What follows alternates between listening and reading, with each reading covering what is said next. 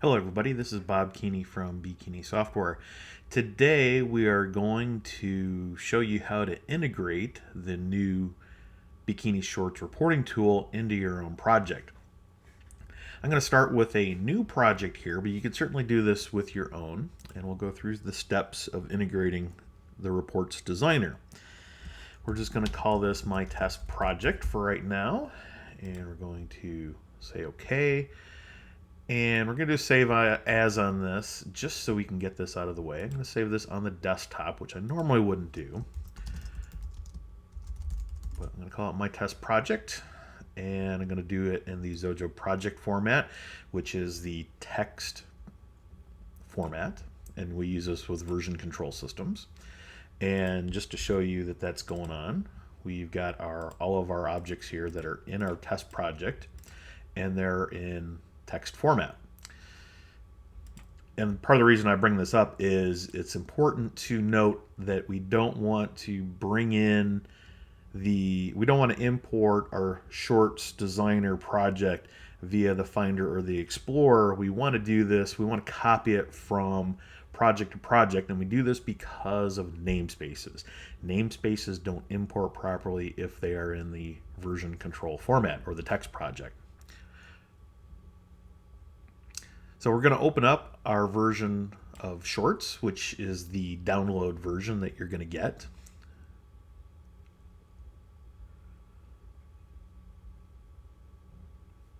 And we're going to close a few things up here so we have more room to play with. We want to copy these 4 specific folders: BKS Core, BKeeney Shorts, BKeeney Shorts Desktop, and BKS Shorts Report Designer. So just copy these from the project. Now go back to your project and paste them. And this could take a while because it's a fairly large number of files. And you can see it highlighted them all, so we're just going to close them all up. And I'm going to do save here just because I don't want to lose, if something should happen to the IDE, and Lord knows we all experience the occasional crash, lots of files here to save, so it's important to save them as quickly as possible. And if we go back to the Finder and look at my test project, we now have the directories for Shorts and Shorts Desktop and Core and Reports Designer. Now this is cool. Now one step that we absolutely need to do, because there are some embedded graphics in these folders, we want to use this collect project items from the file menu. I think this was added in 2014 release 3. Maybe 4, but certainly it's certainly in 4, but could be in 3. And what that's doing is this is gathering all of the pictures that were in these folders in the old reference and puts them so that they're local to this project. This is incredibly important. Now, a lot of these pictures have the @2x in them, and that's hopefully to start getting it prepared for Retina displays. However, we're not actually necessarily using the @2x, so you can ignore them for now, but eventually they will become important. And so now it's just a matter of running. So let's see what errors we get. We know that there's going to be errors, so don't freak out about this.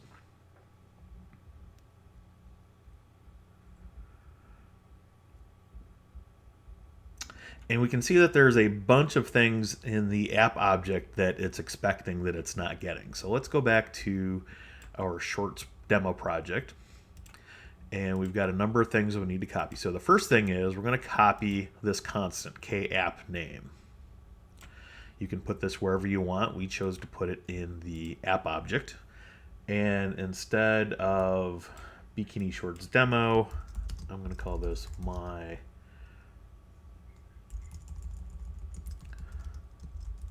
test project. Now, back in the app object, we have 3 events that we need to implement. We don't need to, but we have, and I'll show you what's going on with those in a minute here. So the unhandled exception, the close, and the open events. And I'll go back to the other one, and we will implement app data directory, app icon, app image directory, and show splash.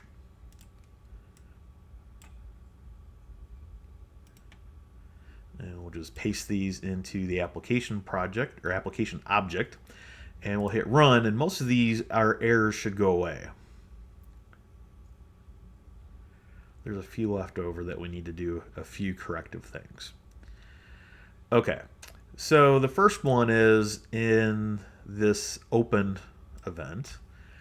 We don't need this. And we're just going to comment this one out, and we're going to get rid of this. In show splash, we don't have a splash window yet, so we're just going to comment this out. And in the app icon method, we're going to return, we're just going to comment this out for now. What I'm doing here is I've got a 64 by 64 app icon that I'm using for a dialog box that's in the report designer area. And again, you can override this with anything you want. So up here, the first one, we've got the clean stack. That is a right here in the old object or in the demo project. So we're going to copy that, and we're just going to paste it. It adds it up there. So let's save.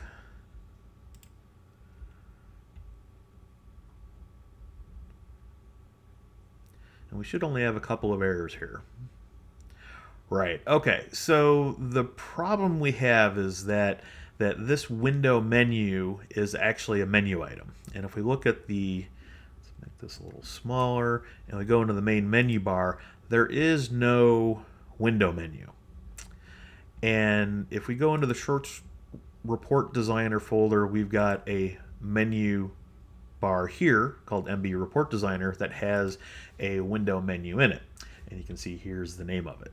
So what I'm going to do is, because we want to use our report designer, I am going to set the default window to Win Report Designer and the menu bar to MB Report Designer.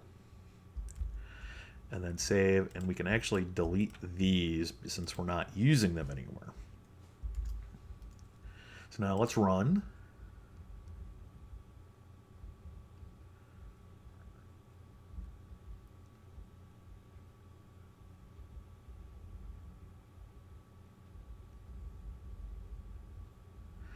And voila, we now have a reporting tool that is literally everything we need to happen in our project.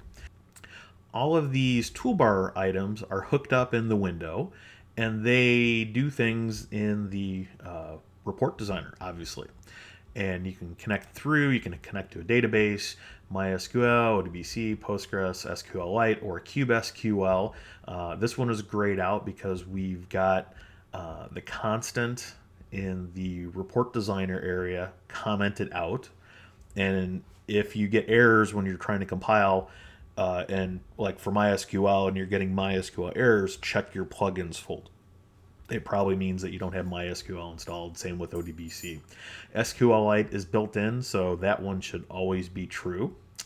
And you can create a favorites in here. So just for the sake of doing things, I'm going to connect to SQLite. I've got an example database on my desktop. And you can see here on the left-hand side in our objects list, the objects area has items that can be placed into the report. And our tables section has a listing of all of the tables. And if you expand the tables, you can see all of the fields that are inside of that table. So tables and views are the same way.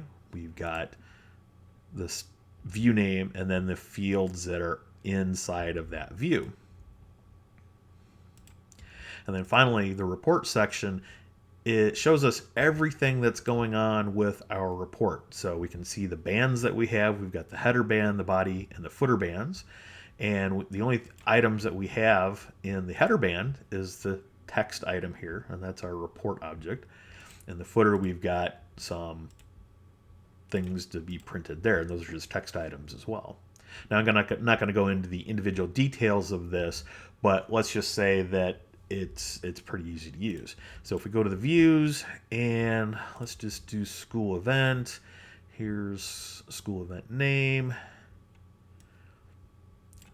date, time, and let's just say the school name. We can select it by doing this. We can align the top edges, and then we can put some labels up above in the header. And if we do nothing else, actually, let's just save this real quick. We'll just call this my school event report. And all we have to do is run.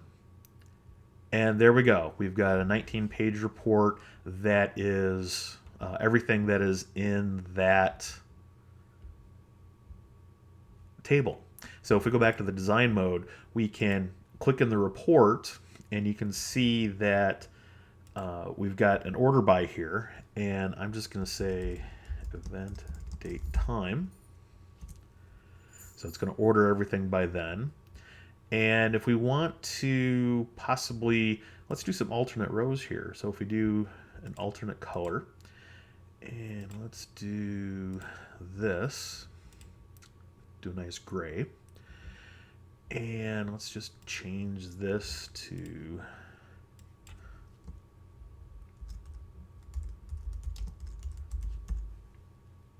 school events. And now let's do a save. And if we run, oh, it didn't like what we did for the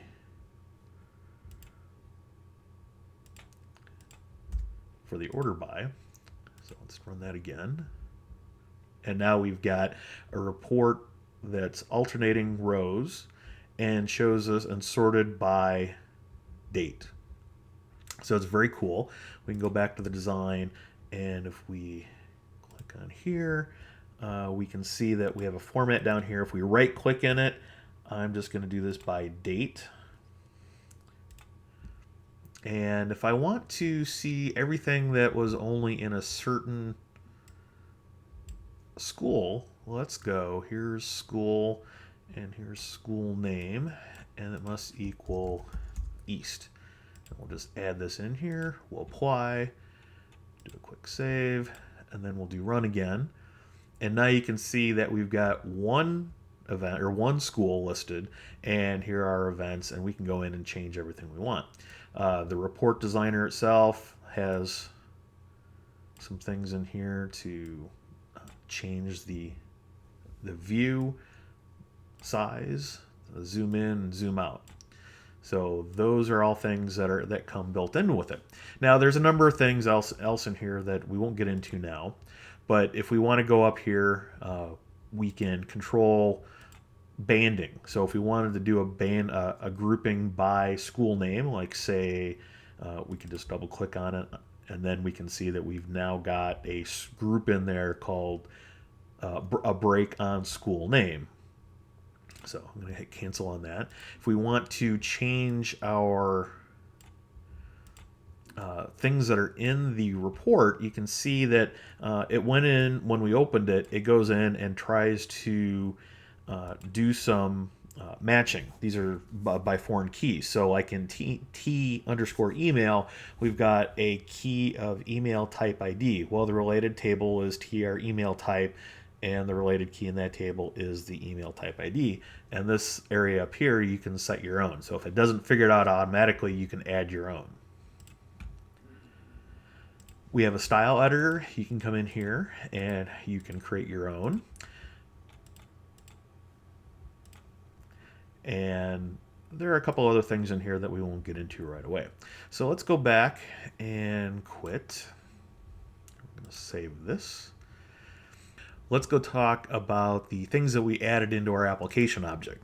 The first one is we added the unhandled exception event, and this allows us to capture any data that was going bad. So, for example, in this one, if we have an unhandled exception, it's getting the folder we store things into. We're cleaning the stack, which was one of the things that we had to copy in. That's a class, and finally, it tells us what the stack was, it tells us what the error was, and then we also grab a copy of the report. So the design space build report, and we get the string out of that. We add that to the report, and then we finally close it. And I'll show you the directory it puts it in here in a second. Let's start with the open event.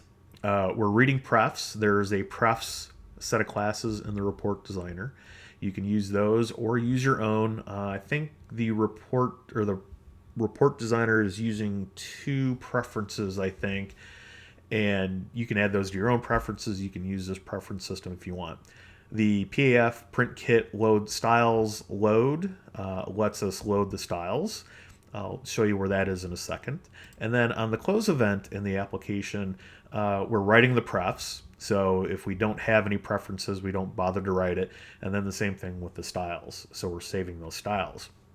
Now, before I forget about it, let's talk about where those styles are at. If I go back to the Finder and then go to my test user, it's in the application support. Now, by default, OS 10 does not show us the application support. So I'm going to go to folder and type in library. It remembers my last one. Now, if I go to application support, you can see here is my test project. And remember, my test project is what I call the app name. So my test project, here it is. And now underneath it, we've got the last report run, which is a feature that you could turn off if you want. Here are the preferences for the report designer. This one you may want to put in actual preferences. It's entirely up to you. We put it here because people may not want to intermix the report preferences with what is going on with their own object or with their own application. Up to you. The styles document. This lets us keep styles in between reports. So if you're going to move to a different machine, you should probably copy these styles along with it. Of course, as you open styles or open the reports, those styles will get copied in, so it's no big deal.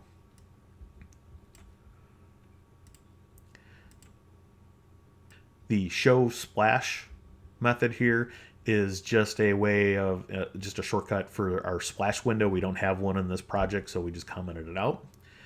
The app icon is an icon used by a dialogue in one of the report designer dialogues. Our app data directory is a shortcut for the application data folder that we were just looking at, and just makes it to make sure that it's there. Now, this is used by a couple different places throughout the application, especially in the report designer area. So if you're going to have your own application data that's different than this, you'll probably want to change this. And the same thing with the app image directory, that is in there so that you could, so images are stored. Now, what are images and what is storing? I didn't touch that. So we'll run the project again.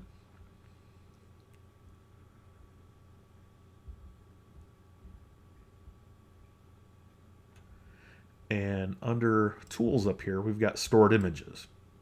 So we have nothing in there. So I'm going to click the add button, and I'm going to just grab a picture here. So we'll do the pic design.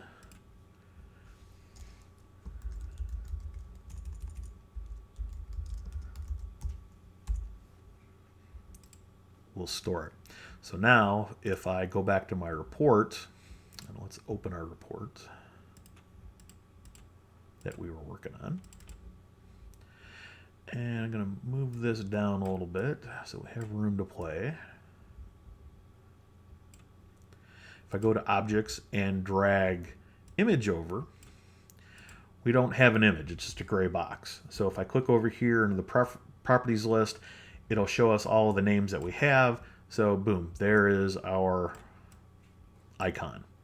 And we can do with what we want. There are a couple things if you're getting images from a database that you're going to have to be aware of. And because there's so many different ways you could possibly read and write data into a database, we decided to sort of just make that up to you. And in the documentation, there's a section or blurb on where that exact location is. You'll have to go in and take a look at it. It's not an event because it's buried a little too deep to be able to figure that out. So you'll have to go in there and implement that part yourself.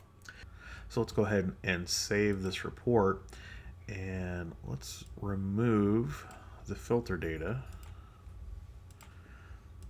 And now if we click run again, you can see that we've got our headers a little bit bigger now, so we've got that graphic on each page, which is what we wanted to do.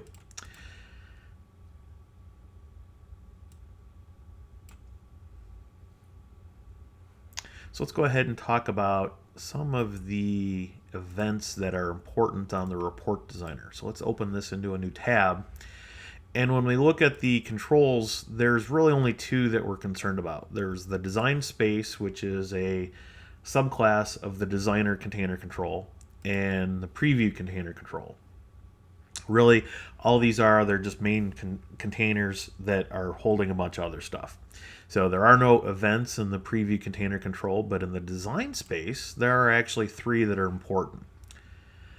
The first one we'll talk about is the load status update. When we first connect to a database, there are a number of things that it does. It looks for the tables and the views, looks for foreign keys, and then starts trying to match them up. So if you have a database that's taking a while, this status update gets the text of what it's working on.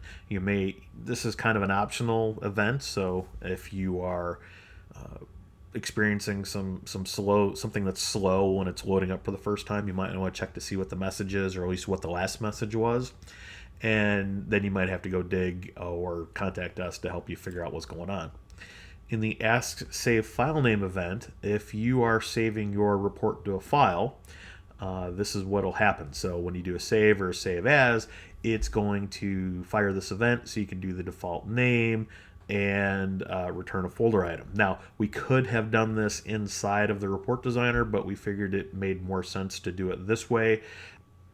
That way, if you were saving the report as a string, like say in a database, you can just bypass this entirely. And there are overloaded methods from the save methods that either let you pass in or get a folder item back or a string back. So it's up to you.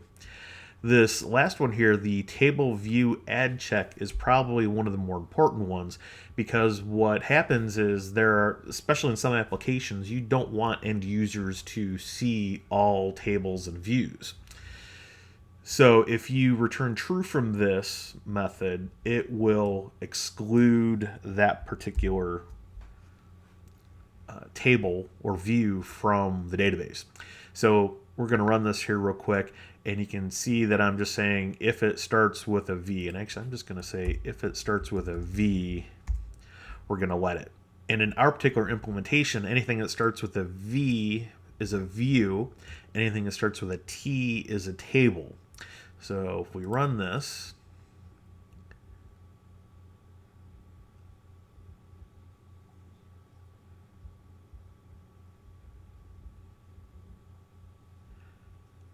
and we open our report, we can see that we no longer have any tables in here. We just have views. And since everything starts with a V, it will show up. Otherwise, it won't. And that's a pretty important thing. So that pretty much describes all the important events. Now, one other thing that is interesting is if you click on the band, you can see that the band selection thing comes up here. We've got a behavior in here called script. Clicking on that icon brings us a script. So if we wanted to say get string value, and then if we are school name 1 equals east, then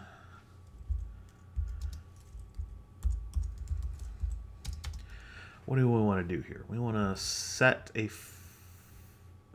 style for the UUID, and what I'm doing is I'm clicking in the UUID or UID, and then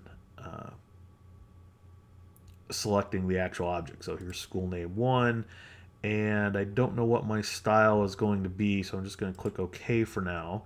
And let's go back up to the styles, and let's create a new one here. And silly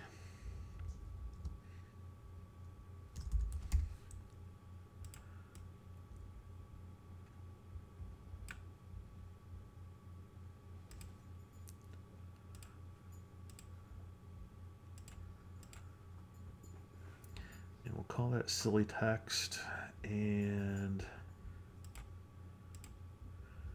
we'll click done on here. So now we'll go in here, click it again, silly text. Now we'll click OK. So now when we click run, syntax does not make sense, line 2. So you can see that something was wrong with the particular style in there.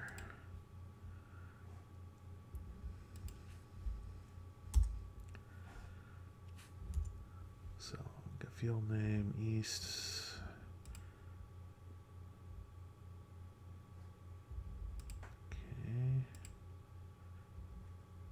There we go. So you can see that East is now using that particular style. Now this could be really handy for financial reports. You can get the values out of certain fields. You can set text. You can do a lot of different things. Now the one drawback to this is it's using Zojo script.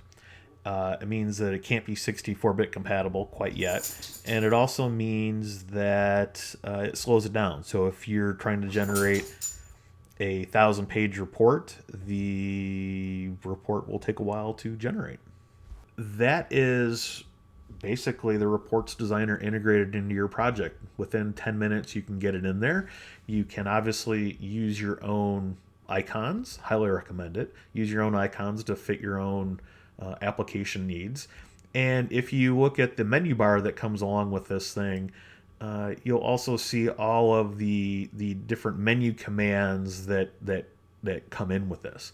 So it's pretty easy to use, and I think you'll like it. And if you have any questions, feel free to ask us. There's a lot of different things in BKeeney Shorts, and we hope you like it. Happy coding.